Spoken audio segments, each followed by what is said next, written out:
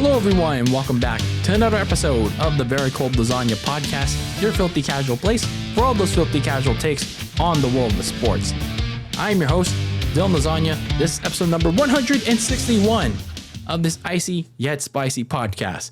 Today, we got a good show for you all because we are once again going back to the past, deep in the dark depths of the freezer and grabbing that old icebox for yet another retro review.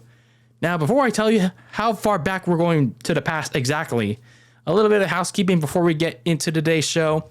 I know content has been sparse, like I said in the last episode, but rest assured that it's going to get a lot busier as we get into the rest of the year with the 2023 season rolling around, and certainly a couple of WWE and AEW events that I'm going to be reviewing as much as I can in light of the NFL season as well. But rest assured, I'm going to try my damnedest to cover as much as I can for y'all as the year comes to a close with 2023.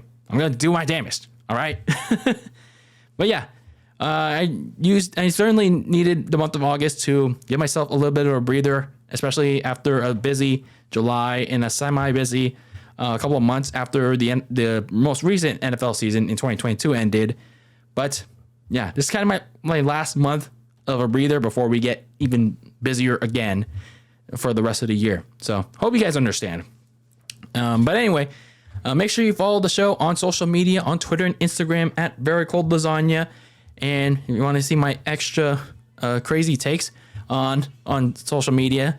And if you want to rate and review the show, if you're listening to this on audio, please do so. I most certainly appreciate the feedback. And if you're watching this on YouTube, make sure you leave a comment, smash the subscribe button, smash the like button. It means the world to me, and it gets it spreads the word of mouth about Very Cold Lasagna too. So, of course, leave your own takes on what I talk about in each and every episode in the comments below. So, yeah, keep spreading that word of mouth about this show, Very Cold Lasagna, to your friends, a stranger, some random person on the street, anybody. And yeah, keep spreading the word of sports, my filthy casual takes, whether you're a sports fan or not. So yeah, let's keep this gravy train rolling in that very cold fridge that is Very Cold Lasagna. So now let's get into our topic of the day. Let's go back to the past once again as we open the fridge with that old icebox for another retro review. So how far in the past are we going this time around, ladies and gentlemen? Well, this time around, we're going back to the 80s. The 80s, ladies and gentlemen. I certainly wasn't born in the 80s. No, I'm not by a long shot. The 80s were an interesting time. Like, you had television, like barely.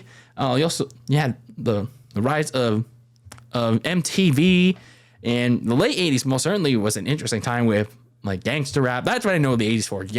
The late 80s was like the birth of gangster rap, NWA, and all that. But with this particular thing that we're talking about today, the wrestling period was certainly on the cusp. And the WWF, that's what we're going to be talking about here in this episode, as they were continuing to surge in popularity in the 1980s. Owner Vince McMahon, he was continuing to make the World Wrestling Federation, as it was called at the time, a global juggernaut. And he was continuing to find ways to increase his reach. He already created WrestleMania. He already created Survivor Series. And he already created the Royal Rumble by this point. So he's thinking to himself, with not only already becoming a juggernaut, like a rising juggernaut nationwide, how can he continue to do so when they still have these like territories like the National Wrestling Alliance, Jim Crockett Promotions, American Wrestling Alliance? Like these are basically like territories in the United States. Back in the day, like it's like you're basically your independent wrestling circuit at the time. So if you're Vince McMahon, you're basically trying to capitalize on the success of your non-WrestleMania events. So maybe come up with something that's in the summer in the month of August. You already have something for November, your Thanksgiving tradition. You already have something for the new year, to start off the new year, the Royal Rumble. You already have your Super Bowl, which is WrestleMania. So, what if we did something that's in the summer, that happens in August? I know what we can do. I know what can draw in the people, pal, that can come into our pool party. How we can make this the biggest party of the summer. And that's exactly what Vince McMahon did. He created an event called Summerslam. That's what we're here to talk about here today in our retro review. The very first edition of SummerSlam. SummerSlam 1988. This was basically, a new event to capitalize on the success of his non-WrestleMania events by creating an August event that we all know now, SummerSlam. So this very first SummerSlam that was held on August 29th, on this day, 35 years ago, it's the 35th anniversary, by the way, in 1988, and it was to be hosted in, WWE's most reliable arena and the world's most famous one, by the way, Madison Square Garden in New York City, New York. So, yeah, it was WWE's most relied on arena, but it brought in a lot of profit for them. So, fun facts about this show. It took place on August 29th, 1988. But when I looked up the Wayback Machine, the calendar, this show actually took place on a Monday. A little weird. Rather than, on a Sunday for pay-per-views. No, I actually legit looked it up. Scrolling through my Windows calendar, and this show legit took place on a Monday. I kid you not. I don't know if kids were in school that time or I don't know. But this was one of the later the latest SummerSlams to take place, and it took place on a Monday. A little surprising, don't you think? So, another fun fact is that the day before this pay-per-view, the roster was split into three because they had three different house shows. Yes, literally 3 different house shows the day before the pay-per-view. What? What kind of weird strategy was this? Because keep in mind, the WWF didn't have Monday Night Raw. They didn't have Friday Night SmackDown. They didn't have these televised shows. The only televised shows that took place during this time was Superstars of Wrestling and I think Saturday Night's Main Event. That was pretty much your only primetime shows. And those came on all not regularly, but semi-regularly. So other than that, the WWF basically relied on their house show touring. So they had 3 different house shows going on the day before the pay-per-view, which is insane. They had one in Toronto, Canada. They also had one in Montreal, and then they had one in Indianapolis, Indiana. I was like, oh my goodness. And then the people in Canada had to fly into New York, which is pretty far in itself. It's like, oh my God, that's brutal. That is just brutal. So normally, during this time, you have a pretty strong commentary group of the Great Gorilla Monsoon and Jesse the Body Ventura. However, Jesse Ventura wasn't the color commentator for this show. Instead, it was going to be superstar Billy Graham, and I'll explain why Jesse Ventura was not with his usual partner Gorilla Monsoon for this event. And again, I'll explain more of that in just a bit. So, you got a raucous Monday night crowd in the world's most famous arena, and they're excited for the very first SummerSlam event. Howard Finkel's in the ring. You have this simplistic setup, which worked back in the day. Obviously, I have my gripes about it now when WWE does it, but nonetheless, we're excited for what could be an interesting event. So you get your first matchup on the card, which is the British Bulldogs, Davey Boy Smith, and the Dynamite Kid, going up against the Fabulous Rogues. This group called the Fabulous Rogues, who are real life brothers, by the way, Jocks and Raymond. They had this gimmick of being a facetious pro-Americans because they did these things like waving very small flags, and because they're Canadians, they billed themselves as soon to relocate to Memphis, Tennessee. I don't know why specifically Memphis, but yeah, they really got a lot of like heat from the American crowd. So there was that. So I mean, this match I thought it was pretty good because of the simplicity of it, of this the tag team wrestling that they did back in the day. The formula was tried and true. The British Bulldogs, heavily dominating nearly half of the match on Raymond until Jocks, he got a blind tag in, and then he began targeting Davey Boy Smith's leg, and then the Canadian team started taking turns picking apart Davey Boy, and even tried to tear his legs apart like it was Mortal Kombat or something. But then Davey Boy Smith, he got a monkey flip in, and then he managed to hot tag in his partner, Dynamite Kid. And then the Dynamite, it soon went out, however. Jocks hit a back suplex on Dynamite Kid, and he landed hard on his neck, like on the middle rope. And I don't know, it didn't look good. And his turn to get teamed up by the Canadian group. And then Dynamite Kid would get the hot tag in for Davey Boy Smith, who kind of botched the military press by having Jocks land nuts first on the top rope. So that, I'm sure that he won't get to pee for a while at that time. So then things started to get out of control. They were brawling with each other in the ring. And then as the British Bulldogs were hitting their finishing move on Jocks, the referee was distracted with Raymond. And all of a sudden, you hear the bells ringing. And for whatever reason, the bell rang. And Howard Finkel, the announcer, announces that the match ended because there's no more time left. It went to a time limit draw. I'm like, excuse me, sir? Excuse me? When did they announce that this match was going to be 20 minutes? When did this match have a 20-minute time limit?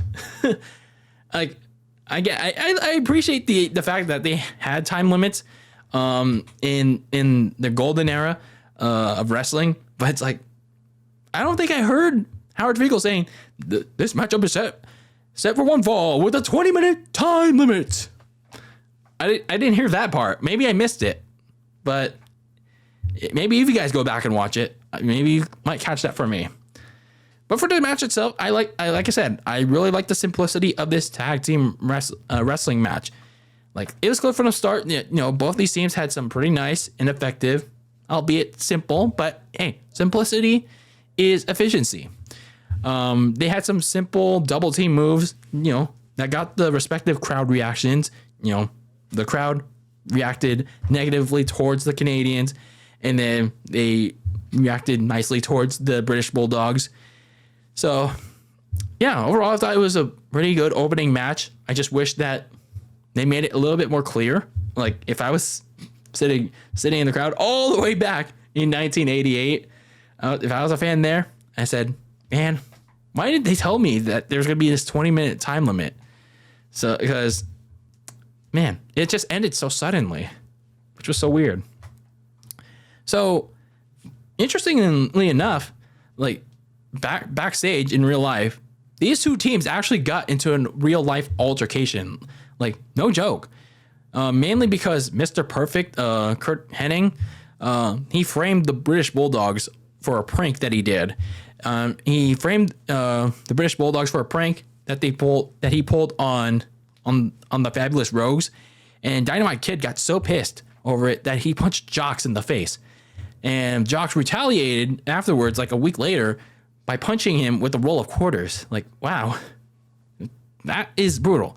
You knew, like, I guess the backstage environment back then was like really hostile. At least it's like more masculine, more angrier than what we're getting today. But anyway, Dynamite Kid actually lost 4 teeth because the quarter rolled filled punch that Jocks gave to him. So, yikes. So, these two teams are like not only hostile towards each other on screen, but also off screen. So, after Survivor Series of that same year, the British Bulldogs left the WWF, but then Davey Boy Smith came back in 1990. So our second matchup of this SummerSlam, this very first biggest party of the summer, you had Bad News Brown taking on Ken Patera. Bad News Brown was like, kind of like during this time, he wasn't a good guy. He wasn't a bad guy. He certainly wasn't the guy, if we're quoting Roman Reigns here. He was one of those guys that was like in the middle. Like he wasn't like those. He wasn't a clear face or heel. He was just like a guy that what you call a tweener, like that in the middle guy. So he had this tough loner gimmick where he never smiled and he laughed at the expense of his opponent's misfortunes. So he was pretty much that guy that didn't align himself with anyone, whether you're a Hulk Hogan or a Ted DiBiase, for example. He didn't want to align with you. Meanwhile, you had a veteran strongman, so basically a power guy, Ken Patera. He was pretty much on a decline because while he had this crazy comeback, his comeback was pretty much short-lived because he suffered a right bicep rupture that halted his comeback. And then WWF basically booked him to suffer a lot of losses that left him like kind of dwindling around the card. And well, going to this match, it kind of like pretty much served as a continuation of that. But initially it didn't look like that. It initially did not look like that though, because Bad News Brown basically got the jobber entrance. What do I mean by the jobber entrance? Basically, after they had this interview with the Mega Powers, I think it's the Mega Powers. But anyway, they had an interview with the Mega Powers or somebody else. They initially transitioned to Bad News Brown already in the ring. So that's basically the jobber entrance. They sometimes do the jobber entrance today in not just WWE, but in AEW as well. And so that they're either going to lose or very quickly or just lose in general. But once Ken Patera came out, Bad News Brown still managed to attack him and dominate the match for like a good half of it. Patera, he would gain some control, try to weaken Brown with this Olympic submissions or whatnot. But Brown would dodge a charging Patera in the corner and knock him out with this finisher, which is a spinning kick to the back of Patera's head called the Ghetto Blaster. Yeah. Some people, I don't know if they had an issue with that name back in the day, but I mean, I don't have a problem with it, but I know some people did. The Ghetto Blaster. But yeah, Bad News Brown wins a pretty uneventful match. Yeah, it was short and uneventful. Patera and Brown looked like they didn't match up very well because it was a very sloppy match and not a whole lot happened in it.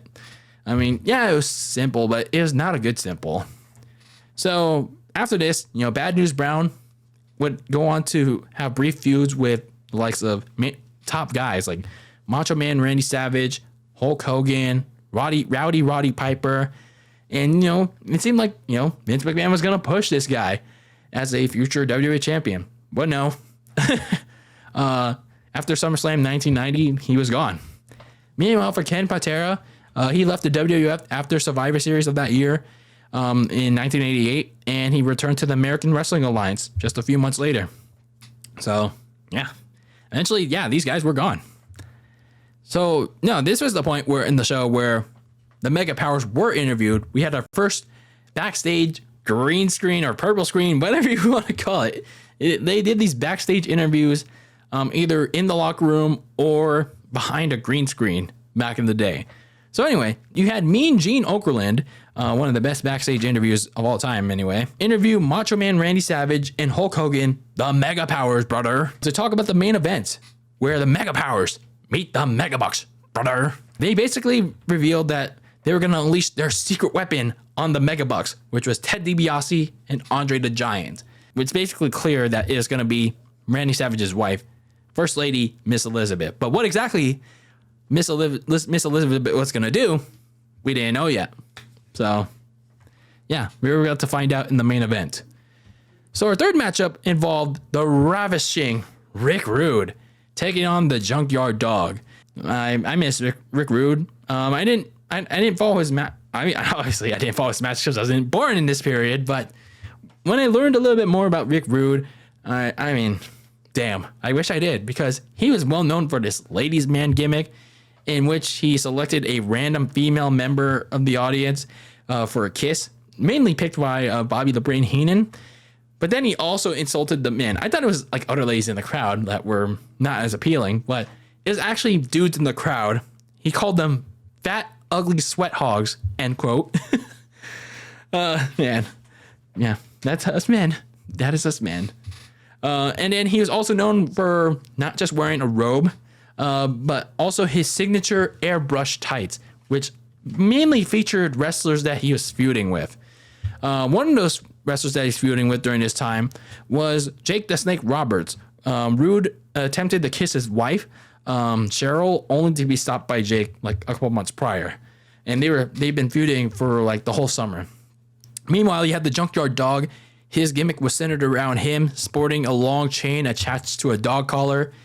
But by this point, he was used mainly to push like rising and top stars. So yeah, that's pretty much it. So before the match, like I said, Rick Rude cut his usual promo showing all the fat, ugly sweat hogs in the crowd and wanted all the real ladies to get their cameras ready for what a real man looked like. And then he showed off his attire, which revealed his airbrush tights of the Junkyard Dog all over it and his crotch. And I thought he was going to go and pick a lady to kiss. But then the Junkyard Dog came out, and then Rick Rude would attack him as soon as he got in the ring. But then he would soon get taken out of the ring because the Junkyard Dog headbutted him out like an actual dog. I mean, why do you think he's called a Junkyard Dog? Like, for a reason. He was a dog. But anyway, the Ravishing One would pretty much dominate the rest of this match, though. And he was looking to finish off the Junkyard Dog with this top rope fist drop. And during the setup, he also revealed a pair of tights that had Cheryl Roberts' face on them, which, obviously enough, brought out angry Jake the Snake Roberts to attack Rude, but also in the process disqualify the Junkyard Dog. So Jake the Snake Roberts attacks Rick Rude, runs him out, and, well, he's left to deal with a disappointed Junkyard Dog. Arf, arf. So, man, this was like one of the first few instances of seeing Rick Rude, and now I kind of want to go back and watch some more like of his career, because, man, like I was like so impressed, and it was like pretty funny with his like pompous tights, his ladies man attitude. Like this was like a really good gimmick, even though I only seen a little bit of it from this SummerSlam, but it certainly worked. This is a gimmick that I could tell that this certainly worked during that time period. So, as I'll note later, Rick Rude would continue his feud with Jake the Snake for the rest of the year. And for the Junkyard Dog, though, he would leave the WWF after Survivor Series, just like all the other wrestlers that I've talked about already. And he would debut for the National Wrestling Alliance, the NWA, a month later. So, yeah, the Junkyard Dog, sadly, didn't pan out in the WWF. Our next matchup is the Powers of Pain, the Warlord, and the Barbarian, taking on the Bolsheviks. The Bolsheviks, I think that's how you pronounce it, Nikolai Volkov and Boris Shukov. Help me pronounce that. Yeah, that team. So the Powers of Pain were this tag team that were physically imposing, and they sported war paint. Basically similar to the Road Warriors minus the armor, the spiked armor that the Road Warriors wore. They jumped ship from the territorial Jim Crockett Promotions to the WWF in June of 1988, so 2 months prior to SummerSlam, after they didn't want to do scaffolding matches. So, yeah, they didn't want to do those dangerous matches.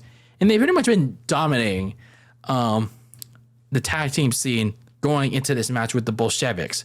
Meanwhile, for the Bolsheviks, it consisted of a pair of two Soviet communist bad guys.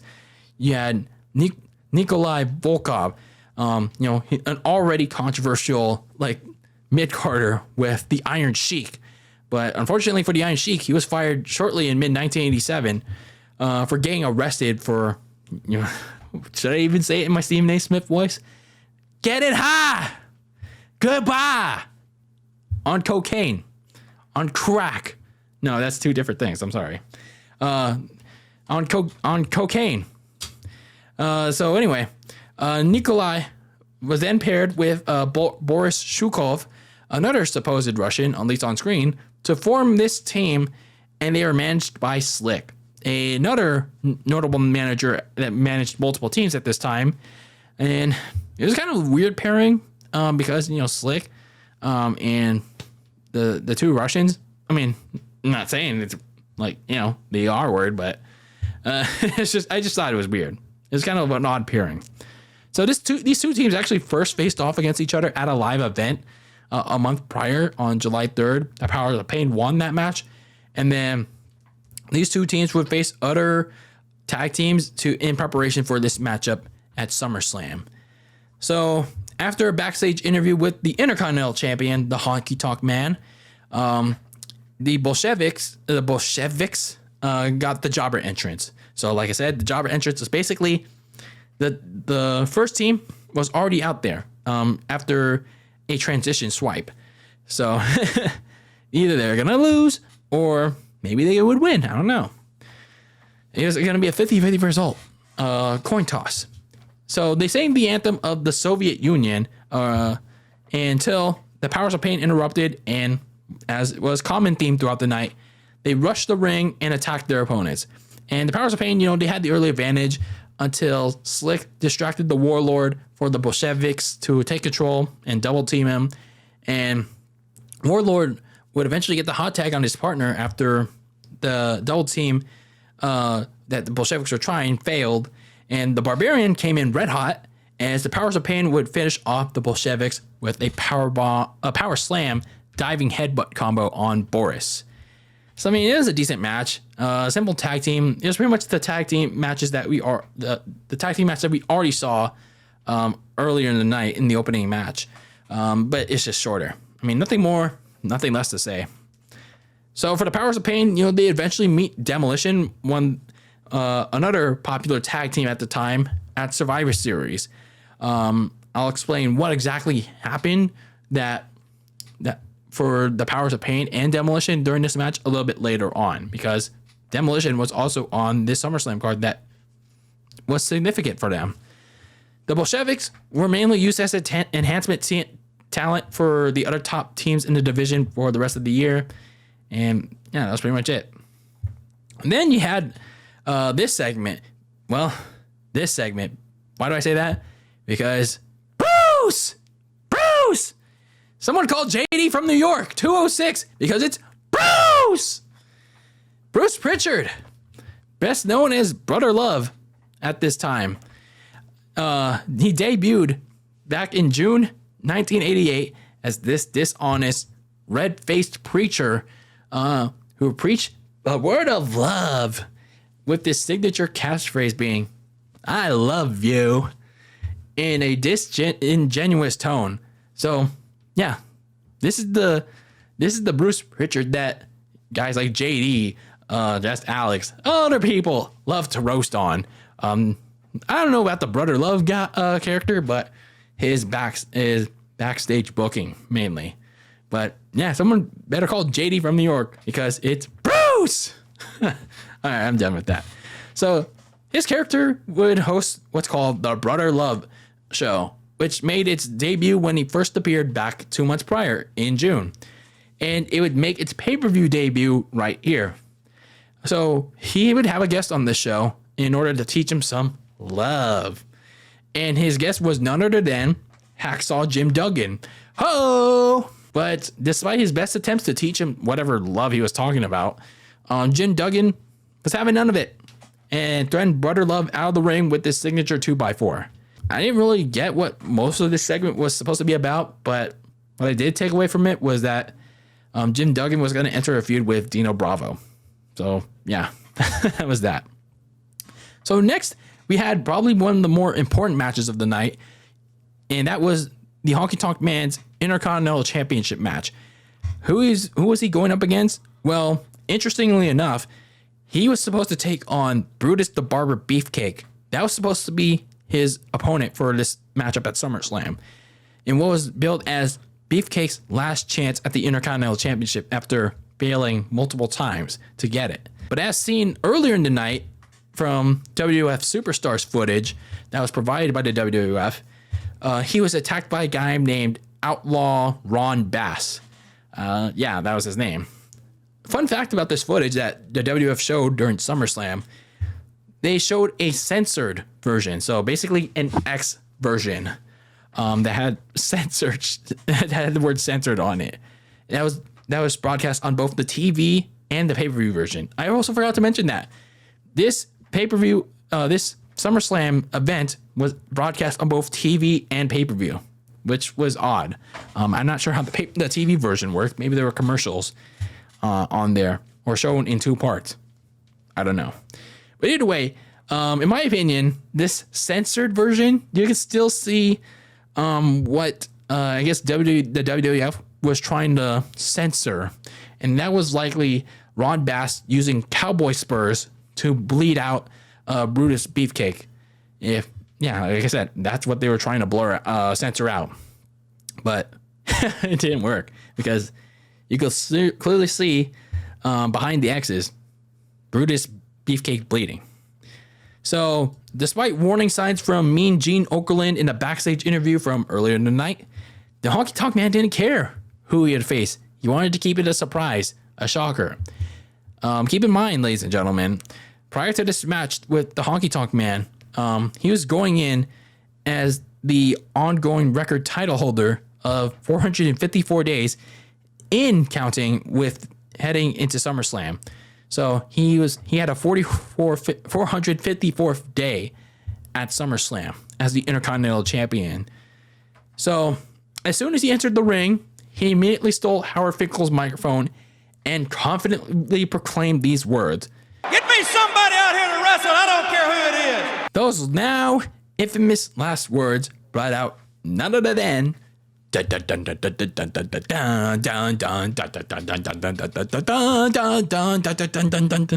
our raucous MSG crowd, the Ultimate Warrior, who sprinted down the ring like a madman and put the immediate hurt on a shook Honky Tonk Man.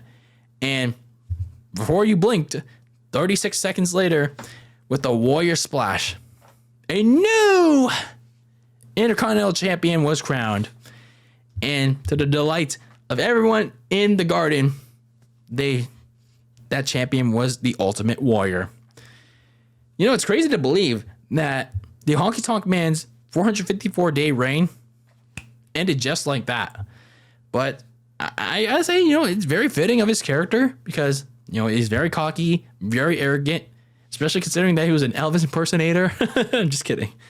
But he pretty much extended his reign by any means necessary. Even during that period, it would take count out and disqualification losses, which were pretty common during the golden era of the WWF, which obviously wouldn't fly by fans of this era, sadly.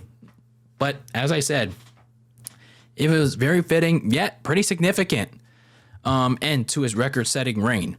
Why do I say significant? Well, let's get into that in just a bit. Well, it is a record-setting significant reign. That is, if the current Intercontinental Champion, the Ring General, Gunther, can actually hold on to that title for another 2 weeks and break the Honky Tonk Man's record. So now talking about the significance of this match, the Ultimate Warrior, it would mark the beginning of his major push. He would first rise up in the ranks as the upper mid-carder, getting into feuds with like Rick Rude, Andre the Giant after he was done feuding with the Honky Tonk Man. And then within the next year or two, he would have his full-on main event push with none other than brother Hulk Hogan in 1990. So overall, it was a short match with the Honky Tonk Man and the Ultimate Warrior, but it did a lot for the Ultimate Warrior in the end. So our next matchup had Dino Bravo versus The Rock. No, not The Rock that we're talking about here. You know, not the one that stars in Fast and Furious, not the one that feuded with Stone Cold Steve Austin. No, not that Rock. The Rock, Don Morocco. So the one that certainly wasn't smelling what you were cooking. This is a rematch from WrestleMania 4 where Morocco beat Bravo by disqualification to advance in the WWF title tournament. Yes, there was a WWF title tournament that year. Don Morocco, he underwent this face turn repackaging that saw him sport tie-dyed outfits that was inspired by superstar Billy Graham, who was his manager at the time. And his nickname was The Rock. I don't know why it was The Rock, but he was nicknamed The Rock before Dwayne Johnson even had it. So, yeah, that was a thing. Meanwhile, Dino Bravo also had a strongman gimmick, which was basically him having power moves. And then he also integrated his Quebec nationalist identity into his gimmick by wearing the fleur de lis and being managed by Frenchie Martin, who brought a sign often that said, USA is not okay. So there's not a whole lot to say about this match. Don Morocco, you know, he had control for most of this match, only for Dino to have some brief control. And then Dino's manager, Frenchie Martin, distracted Don Morocco, which allowed Bravo to hit his side suplex finisher on Morocco to win the match. Yeah, there's not really a whole lot to say. It was basically a whatever match. And yeah, not even what happened afterwards is interesting enough to discuss. I'm sorry. It's just like these guys' gimmicks were honestly not intriguing even during this period. So next up, we had a pretty interesting tag team matchup, however, and that was for the WWF tag team titles. Demolition, Axe, and Smash defending their titles against the Hart Foundation, Bret Hart, and Jim Neidhart. For the Hart Foundation, they were initially heels at first, earlier in the year, but by the spring, earlier in the year, but by the spring of 1988, they started slowly becoming fan favorites after Bret Hart got into a feud with Bad News Brown, following a battle royale, and Neidhart, you know, he followed suit, as Brown, you know, he started causing a rift between the Hart Foundation and their manager at the time, Jimmy Hart, the mouth of the South. Meanwhile, for Demolition, you know, they had been dominating a very stacked tag team division that also included the Hart Foundation. Less than a year into their debut, back a year before, 1987, they won those tag team titles back at WrestleMania 4, and well, the Hart Foundation was their next challenger. So this match, you know, unfortunately, the Hart Foundation had the jobber entrance after an interview with Jesse the Body Ventura about what he was going to do for the night. I'll explain what exactly he was going to do. But yeah, they had the jobber entrance. So for the Harts, you know, they had the early control, but soon Demolition took control by targeting Bret Hart's shoulder after whipping him shoulder first into the corner. And then after a couple of minutes of trying to permanently injure Bret Hart's shoulder, Jim Neidhart finally got the tag in and seemed poised to win the tag team titles for the Hart Foundation. But Axe managed to kick out of a power slam, and things spiraled out of control as both teams started fighting in the ring. But Mr. Fuji would get on the apron to distract both Jim Neidhart and the referee long enough for Jimmy Hart to run back from the entranceway and pass over his megaphone to Axe and smash Bret Hart in the back with it to retain the tag team titles. So yeah, it is basically, again, like with the other two tag team matches, a lot of tried and true simplicity. Again, simplicity, you know, sometimes equals efficiency. This match was fine. Yeah, not a whole lot to say. And again, it still beats a lot of these repetitive spot fests that we have today. So for Demolition, they would hold on to WWF tag team titles for another 11 months. Yeah, which is pretty insane. They would have a record-setting 16-month-long reign with the titles before dropping the belts to Tully Blanchard and Arn Anderson of the Brainbusters. That 16-month title reign had already been broken 2 times right away, as of today, by The New Day in 2016, and of course, the ones and the Usos in 2022. So Demolition also, during their title run, were turned into fan favorites at Survivor Series 3 months later. And that was in part because, there was a double turn that took place between Demolition and the Powers of Pain. Demolition's manager, Mr. Fuji, turned on Demolition and aligned with the Powers of Pain, which began a feud between the two teams going into WrestleMania, which Demolition would win. So another factor is that because Demolition was becoming a more popular act with the younger fans. So yeah, it was a really good decision for Demolition to turn to fan favorites. But for the Hart Foundation too, they were also riding the wave of their own growing popularity. Even though they didn't necessarily win the tag team titles, because obviously Demolition would have a stranglehold on them, they would continue to feud with wrestlers managed by Jimmy Hart throughout the next year, and well, the rest is history for them. Our next matchup is the Big Boss Man going up against Coco Beware. The Big Boss Man debuted in June of 1988, so 2 months prior to this event, and the Big Boss Man was based on his previous career as a corrections officer, where he would dress up as a corrections officer and then handcuff his opponents after the match, like you were in a correction facility or in jail or whatnot. And then leading into this match with Coco Beware, he would rack up a couple of wins at some house shows. Meanwhile, for Coco Beware, he was one of WWF's most popular mid-card acts at the time due to his bright outfits, and, well, he had a bird named Frankie, why he was called the Birdman. The problem with Coco Beware, he was kind of like the Junkyard Dog. He was kind of like that guy that would put over, like, the rising or new stars at the time. And as such, despite being a popular act, he had yet to attain, like, a really big win in his career. So the Big Boss Man, for as much like hype that he had the jobber entrance. Like, how many jobber entrances are we gonna have here? So the Big Boss Man dominated most of this match, and he was gonna look like he was gonna squash Coco Beware with a top rope splash, but Beware moved out of the way, started to rally until he was stopped by the Boss Man hitting his signature side slam for the win. This match wasn't really that good because things got really sloppy in the back half. But, I mean, this isn't a match I was going to go back and watch anyways, like, if I was going to recommend it. So, yeah, not exactly a good match, I'd say. So, for Coco Beware, he would continue his role as the wrestler that would make more established and rising stars look good until he left the WWF in 1994. And then for the Big Boss Man, he would get a push. He would enter his first major feud with the Mega Powers, Hulk Hogan and Randy Savage, and form a team with a guy named Akeem to form the Twin Towers, as they would both play a big role in a big angle that I'll be discussing later on in this retro review.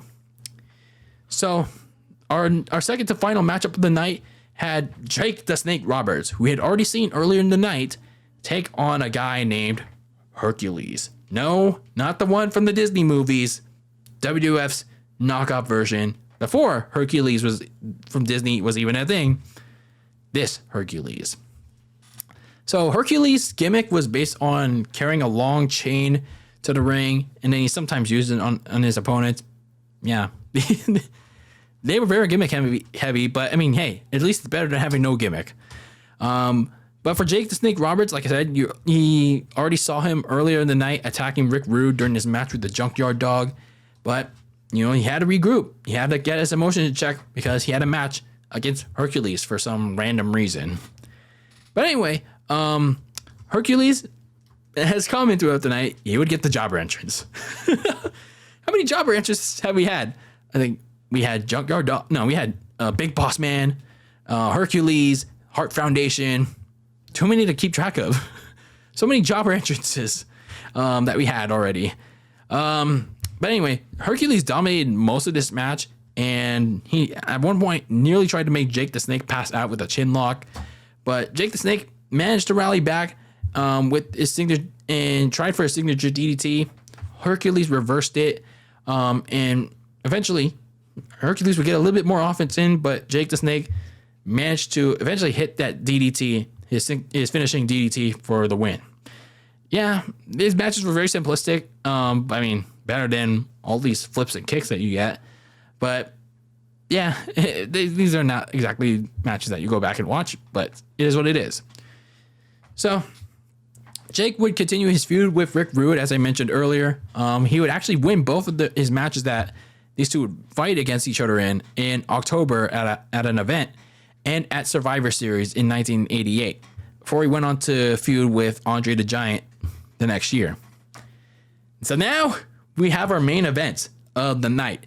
The main event of the very first SummerSlam, where the Mega Powers, Hulk Hogan and Macho Man Randy Savage, took on the Mega Bucks, $1 Million Man, Ted DiBiase, and Andre the Giant. This feud pretty much came about since WrestleMania 4. This is kind of like, I guess you could say, at least for Hogan and Andre, they've been fighting each other since like forever, since the last year with WrestleMania 3, and they've been fighting each other since.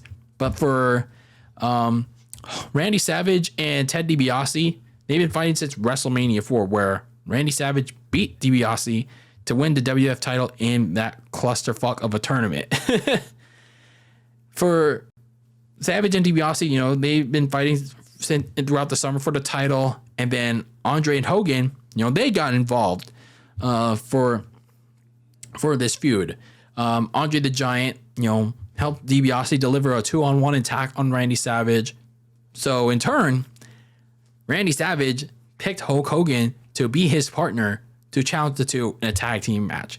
Now keep in mind, the Mega Powers was kind of already a thing since like the year prior, 1987, but they hadn't officially teamed with each other on screen. Like they would do so at house shows and stuff, but never actually on pay-per-view or on TV. So this is kind of like their first time colliding with each other, brother. Like, what you gonna do when the Mega Powers collide, reunite with each other, brother? Oh yeah. So anyway, the special guest referee was Jesse the Body Ventura, who was picked by president of the WWF, Jack Tunney, who thought that he would be impartial, fair, and neutral, which we all knew was bullshit because he was a heel commentator during that period. So fun fact actually about this match, this was actually not the planned SummerSlam main event at this time. The original plan was for Ric Flair, the Nature Boy, to challenge Randy Savage for the WWF title. The problem though was Ric Flair was still with the NWA, the National Wrestling Alliance, during this time. He was still signed with them, and he felt obligated to stay with them. So he didn't want to leave just yet. So it would take a couple more years for Ric Flair to eventually jump ship to the WWF. So they went with this match. So, the Mega Bucks, came in, no music and all that. At least they didn't get the jobber entrance, as we saw for most of the matches. So the Mega Powers came in all song and dance to the usual pomp and circumstance, literally the graduation music that you hear at high schools and colleges, but it was signature to Randy Savage at the time. So I gotta say, the Mega Powers had some pretty good tag team chemistry for just their first showing. I mean, obviously, as I mentioned, that they were already a tag team prior to this like official on-screen tag team debut for the Mega Powers. But Andre the Giant stopped their momentum. He grabbed Hogan, headbutted him from the outside when he wasn't the legal man, and Andre would pretty much use his strength to try and squeeze out Hogan when they were first colliding. And then DiBiase would just come in, tag in, and then just like do whatever he could, like take the easy pickings, and just like beat on Hogan, like pretty much pick up the scraps per se. But then Randy Savage would come in, get the hot tag on Hogan, and pretty much went ham on them until DiBiase was able to tag in Andre again, who overpowered and squashed the Macho Man. But then DiBiase tried to go for a coffin drop before Darby Allin took the finisher. Macho Man tagged the Hulkster back in, and then he tried to go to Hulk up, brother. But the Mega Bucks easily took back control after Andre countered Savage's finishing elbow drop, and then he headbutted Hogan to the outside. And, you know, it looks like the Mega Bucks were actually going to win. They're actually going to dominate this match. But no. Miss Elizabeth actually got on the ring apron, and people were talking about, oh, man, what about Miss Elizabeth? Miss Elizabeth is on the outside. She's all concerned and whatnot. So she gets on the ring apron, and so do Bobby the Brain Heenan and Virgil. Yes, Virgil has been there this whole time on the opposite end. And the referee, Jesse Ventura, is trying to restore order. And the Mega Bucks are telling him, hey, get this under control. But then the Mega Powers' secret weapon, secret weapon is revealed. It's literally Miss Elizabeth taking off her skirt and parading around the apron in her panties, in her underwear, in a skimpy underwear, while everyone else around the ring is looking at her as if they hadn't seen a woman in her panties before, in the flesh. It's like, have they not seen a woman before? Have they not seen the woman on the big blue bed before? It's like, my word. We're getting all kinds of messed up here. So yeah, that's basically Hogan's and Macho Man's secret weapon. Because clearly losing was not going to work for them, brother. Oh yeah. So we got to use the secret weapon, the secret sauce. We can't Hulk up. We can't unleash the power of the Macho Man. We had to use a secret weapon to cop out of losing. And this was it. I'm sorry. This ending was so funny because everyone was just looking at her like they hadn't seen something like that before. It's so weird. So anyway, the Mega Powers definitely got their Mega Powers restored. They took out the Mega Bucks, who went bankrupt as they finished off Ted DiBiase with the elbow leg drop combo to win the main event. So I gotta say, this match was just about as you expect from most Hulk Hogan matches during this time period. Him or his team having the early advantage, then the heel team taking control of the match, and then Hulk would Hulk up, brother, and then win the match.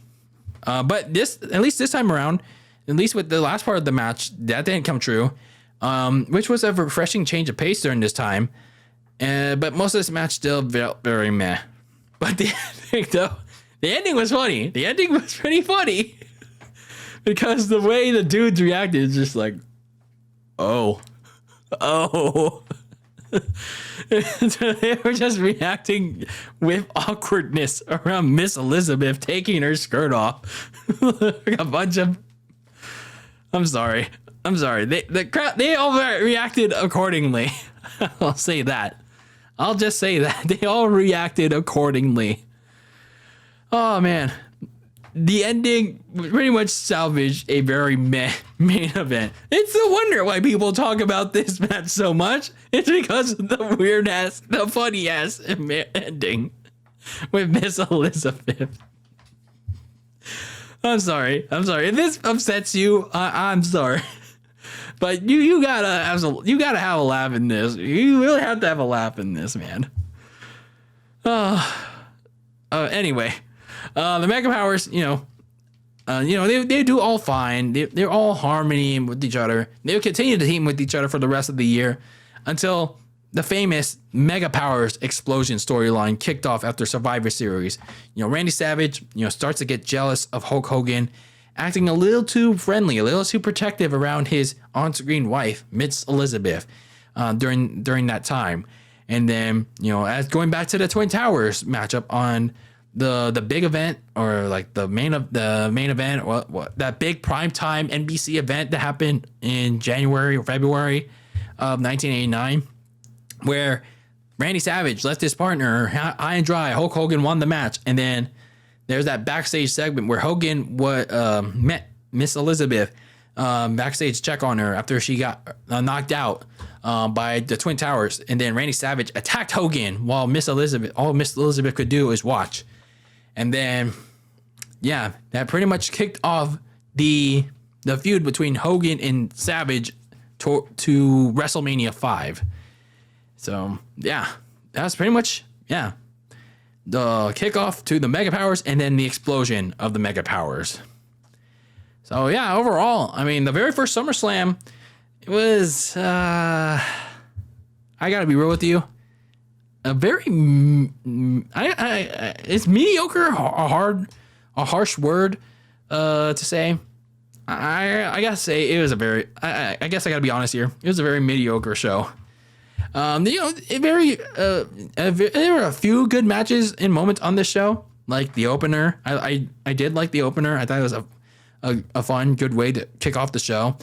I liked the simplicity of the tag team matches during this time period. I liked what Rick Rude presented with his character work, his gimmick, and in this time. So I appreciate what Rick Rude brought to the table. It was like my first exposure to him. And then, of course, you had the famous Ultimate Warrior title win in this title match against Honky Tonk Man. Of course, the main event ending. Oh man, I'll always have that rent free in my head. I'm sorry that upsets you or like makes you think I'm a certain somebody. But come on, how could you not get a laugh out of that?